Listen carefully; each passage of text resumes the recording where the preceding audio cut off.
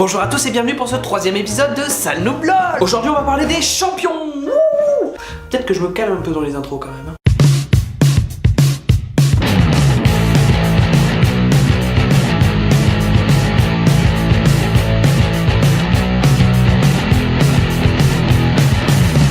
Aujourd'hui on va parler un peu des champions, parce que c'est un peu la base, on arrive, on commence à jouer, et qu'est-ce qu'on fait? On prend un champion. Comment jouer avec un champion? Il y a deux mécaniques. La rotation de la semaine, qui propose 10 champions chaque semaine différents, gratuits, que l'on peut jouer n'importe quand, sauf en partie classée, et les champions que l'on achète, soit en pays, points d'influence. Les points d'influence se gagnent en gagnant des parties, soit en RP, Riot Points. Les RP se gagnent en sortant la carte bleue. Bon, maintenant vous avez acheté un champion, alors vous allez jouer un champion de la rotation, mais vous prenez quel champion? Et pour aller où? Bon, on va prendre la carte classique, la carte la plus jouée, celle qui est jouée en compétition, tout ça. On peut voir qu'elle est divisée en 3 parties. La top lane, qui se trouve en haut, la mid lane, qui se trouve au milieu, et la bot lane, qui se trouve en bas. Je suis désolé pour les anglophobes, mais tout le monde parle en anglais dans le chat, et quasiment tout le vocabulaire est en anglais, donc... désolé. Bien, maintenant vous savez qu'il existe la mid lane, la top lane et la bot lane, hein. Mais il manque quand même un truc. Ça s'articule comme ça. Il y a un top laner, un mid laner, 2 bot laners et un jungler. Pour être jungler, il faut 99,9% du temps avoir un sort d'invocateur bien particulier. Le sort châtiment se débloquant au niveau 10, ne vous étonnez pas de voir 2 top laners dans vos premières parties. On reparlera des sorts d'invocateur un peu plus tard, hein, parce que bon, si on commence à tout mélanger, ça va faire une vidéo de 3h30, ça va être chiant. Et en bot lane, il n'y a pas 2 bot laners égaux. Il y a un AD carry et un support. On va revenir sur chaque rôle histoire que vous identifiez bien. Donc on commence en haut avec le top laner. Alors c'est quoi un top laner? Bon bah c'est un mec qui va au top et voilà.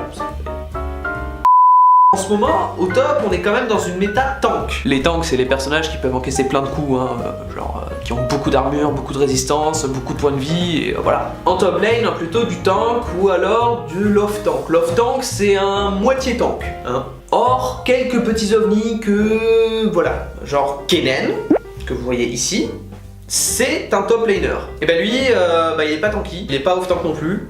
C'est un distance qui fait un bon taf quand il y a des combats groupés. Ouais, c'est spécial. Pour la mid lane, on a plutôt des mages ou des assassins. En mage, on peut penser par exemple à ça, ou alors à ça, et des assassins comme ça. Ou encore ça. La Dekari, il est au bot, et son rôle, c'est de farm.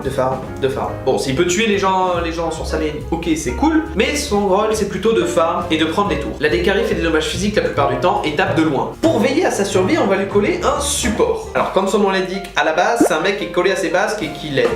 Voilà, qui va faire en sorte qu'il reste en vie. Sauf que le support, avec le temps, ça a évolué. Avant, on lui collait des gros tanks, histoire que bien le protéger, tout ça, avec du contrôle, tu vois, des étourdissements, des choses qui empêchent de bouger, qui ralentissent, pour que les ennemis viennent pas trop embêter la Dekari. Maintenant, la saison 7, c'est la saison où en fait les supports, ils font autant de dégâts que les Adekari. On va prendre des mages qui vont être là, certes pour aider leur Adekari, qui vont pas toucher aux farms, hein, aux petites bestioles qui donnent de l'or quand on donne le dernier coup. Le jungler, lui, a quelques prérequis assez importants. Il doit pouvoir tuer les monstres dans la jungle, ça va, là je pense que vous suivez quand même, hein, tout en gardant un certain nombre de points de vie et en ayant une bonne capacité à gank. Gank, c'est venir sur une lane pour aller tabasser quelqu'un. Mais une bonne capacité de gank, c'est quoi? Ça peut être un dash. Un dash, c'est quand on saute vers quelque chose, hein, vers l'ennemi, ou alors seulement, on peut même sauter dans le vide. Ça peut être un contrôle, alors du gros ralentissement, de l'étourdissement, mais ça peut être aussi une furtivité. Le fait d'arriver invisible, l'ennemi ne nous voit pas, c'est pas un dash, mais on a le temps de se rapprocher sans que l'ennemi se dise « Ah tiens, il serait peut-être temps que je recule ». Enfin voilà, bon, tout ça, hein, ça se met en place aux alentours du niveau 10. Hein. À peu près au niveau 10, les gens commencent à se dire ça va plutôt là, ça va plutôt là, ça va plutôt là. Avant ça, c'est totalement l'anarchie. Hein. Vous n'avez rien à faire, vous prenez le champion qui vous plaît, qui est joli, qui est machin, qui est bidule, et vous jouez tranquille, peinard. Pop, pop. Bon, je pense qu'il est temps de vous laisser digérer tout ça. Hein. Je vous laisse avec le récap du vocabulaire et je vous dis à la semaine prochaine.